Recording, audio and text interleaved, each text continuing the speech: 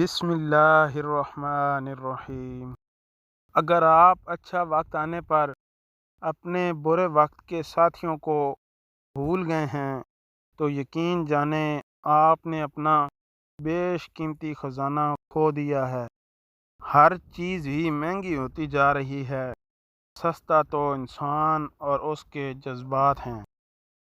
رشتہ ایک مکمل کتاب کی طرح ہوتا ہے اور غلطی صرف ایک صفحے پر ہوتی ہے۔ کبھی بھی ایک صفحے کے لیے پوری کتاب خراب نہ گنیں۔ پہلی غلط فہمی کو دور نہ کیا جائے تو پھر وہ مزید غلط فہمیوں کا شکار بن جاتی ہے۔ بچے سوال کرنا بند نہیں کرتے، آپ سے سوال کرنا بند کر دیتے ہیں۔ اگر آپ کے بچوں نے آپ سے سوال کرنا بند کر دیے ہیں تو سمجھ جائیں کہ ان کو کوئی اور اپنی مرضی کے جواب دے چکا ہے۔ بچوں کے سوال اس بات کا ثبوت ہیں کہ ابھی آپ کو ہی سربراہ مان رہے ہیں۔ چھوٹی چھوٹی نیکیاں بڑی بڑی پریشانیوں کو کھا جاتی ہیں۔ کسی کا اچھا سوچنا بھی نیکی ہے، یہ نیکی بھی کر لیا کریں۔ 3 انسان 3 چیزوں سے محروم رہیں گے: غصے والا صحیح فیصلے سے، جھوٹا عزت سے، جلد باز کامیابی سے۔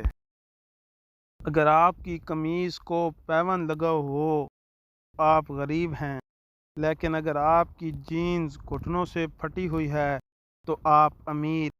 آپ کو خراب اردو آتی ہے تو آپ تعلیم یافتہ ہیں، اور اگر آپ کو انگلش نہیں آتی تو جاہل۔ لوگ کہتے ہیں انسان ٹھوکریں کھا کر سنبھل جاتا ہے، مگر جو ٹھوکریں اپنوں سے ملتی ہیں ان سے انسان سنبھلتا نہیں بلکہ ٹوٹ جاتا ہے۔ گناہ نہیں چھوٹ رہا یہ فکر کی بات ہے، مگر ضمیر ملامت بھی نہیں کر رہا یہ خطرے کی بات ہے۔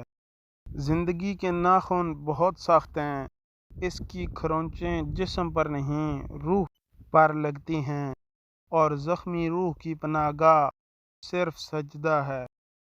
دماغ علم حاصل کرتا ہے تو بولنے لگ جاتا ہے، علم دل پر اترتا ہے تو چپ لگ جاتی ہے۔